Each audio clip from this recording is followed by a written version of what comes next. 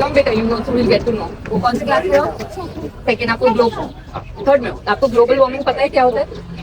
Global warming मतलब अभी आप देख रहे हो कि बहुत धूप हो रही है, यानी पहले कम, अभी बहुत ज्यादा होता है, कभी कभी बीमार पड़ना। ये क्यों होता है? तो हमारे एयर में, सराउंडिंग में ना गैसेस होते हैं अलग अलग टाइप के। तो सिर्फ इनको मैं साइंटिफिक नहीं समझाती, जो खराब गैसेस होती है ना, वो धूप को ट्रैप कर लेती है। तो जो ट्रैप धूप होती है वो सही नहीं होती अपने प्लानिट में, और उसी से ये सारा हीट वेव आ रहा है, कान में गरम गरम हवा है ना। इन सब चीजों का प्रॉब्लम क्या है? जो इतनी गाड़ियां चल रही है, पोल्यूशन हो रहा है, बहुत सारी चीजें, और बड़ी बड़ी आपको कोल माइंस दिखती होगी, है ना।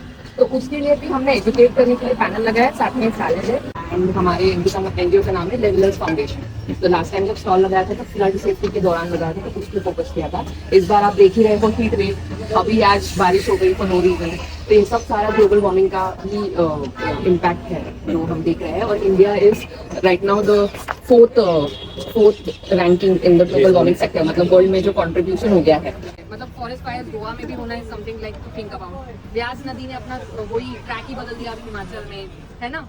और अभी नागपुर में ही देख लो कौन से टाइम पे बारिश आ रही है और कौन से टाइम पे विंटर आ रहा है, कुछ समझ ही नहीं रहा है। स्नो इस बार कितना लेट आया है, एग्जैक्टली स्नो कितना लेट आया है इस साल, मतलब कोई उसका यही नहीं है। और रीजन कोई जो आपको मैं बता रही थी अभी, और उसका मेन विजिबल चेंजेस है कि ग्लेशियर्स का मेल्ट होना, राइजिंग सी लेवल होना, एंड एयर पोल्यूशन जो दिखता है। जैसे एक तो बैंगलोर में जो शॉर्टेज हुआ है पानी का, ग्राउंड वाटर लेवल ही नहीं बचा, है ना, क्योंकि हम लोग का कंज्यूमरिज्म इतना बढ़ गया है, जिसके कारण ये ग्लोबल हीट इम्पैक्ट हो रहा है। और सब कुछ, जितने फ्लड्स है, जितने फॉरेस्ट फायर्स है, जितना वो रिवर्स हो रहा है, स्नो बहुत लेट आया इस बार, और इसी से अब सब कुछ ही हमारा भी अफेक्ट होगा। जितना पहाड़ों को अफेक्ट हुआ है, अपने को होता ही है। तो कुछ रिसेंट केस स्टडीज हमने जोड़ी है, और जैसे उत्तरांचल में, हाँ उत्तरांचल में जो लैंडस्लाइड हुए, ये नागपुर की फोटो है, नागपुर गर्म है, major sulphur in climate rally है, न्यूज है। और रिसेंट में कारगिल ने भी ऑब्जर्व किया one day fast to support the ongoing movement जो चालू है, इकोलॉजिकल डिसबैलेंस वहाँ पे जो हो रहा है, तो उसको भी हम सॉलिडारिटी दिखा रहे हैं।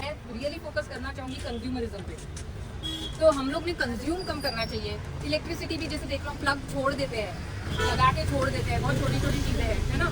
प्लांट्स बालकनी में आजकल आर्टिफिशियल में, आर्किटेक्ट मुझे पता है कि फ्लैट्स में भी, अरे भाई आर्टिफिशियल लैंडस्केप लगा दीजिए अंदर में, है ना। वो फॉल्स क्यों लगाना है? नेचुरल घर घर की तरह अभी क्यों नहीं दिखता? सब लोगों को होटल क्यों चाहिए? पढ़ाई में फ्रीज माना हाँ, बच्चों को। तो ये अभी भी विदाउट एसी विदाउट कूलर से सो रहा है। मैं भी एसी नहीं यूज करती हूँ, कूलर भी नहीं लगाया अभी तक, बट इवेंचुअली शायद मैंने भी कूलर लगा। मुझे भी करना पड़ता है, बस फिर भी ट्राई करते विदाउट एसी। हाँ, हमारे भी घर बिजनेस से में थक जा रहा हूँ तो मैं बोला थोड़ा सा रिलैक्सेशन के लिए मैं चालू कर दिया हूँ 8 महीने से। इसलिए मेरे को नई इच्छा हो रही है, लेकिन करेंगे क्या, नींद नहीं आ रही। ऐसा है। वो तो है मतलब नागपुर का बहुत ही, बट और क्यों है? आप देख एकदम लो ओपन सीमेंट विंडो रोड करके इज सोए वन तो ऑफ द मच्छर बहुत बिगेस्ट हो रहे हैं। Causes, cement road. Open window करके सोए तो मच्छर आ जाए मच्छर। और नहीं सोने देते। वो भी क्यों है? क्योंकि ये पानी ऊपर ही रह रहा है ना, सारा कुछ ऊपर सीमेंट कर दिया, इससे हीट भी एब्जॉर्ब नहीं हो रही, पानी भी कलेक्ट नहीं हो रहा, वो कलेक्ट होगी ऊपर ही, क्योंकि सारे रोड भी लेवल्स बार बार कंस्ट्रक्ट होता है, नालियां नीचे जा रही है, कहाँ कलेक्ट होगा? फिर इससे डिजीज स्प्रेड हो रही है, सब कुछ प्रॉब्लम।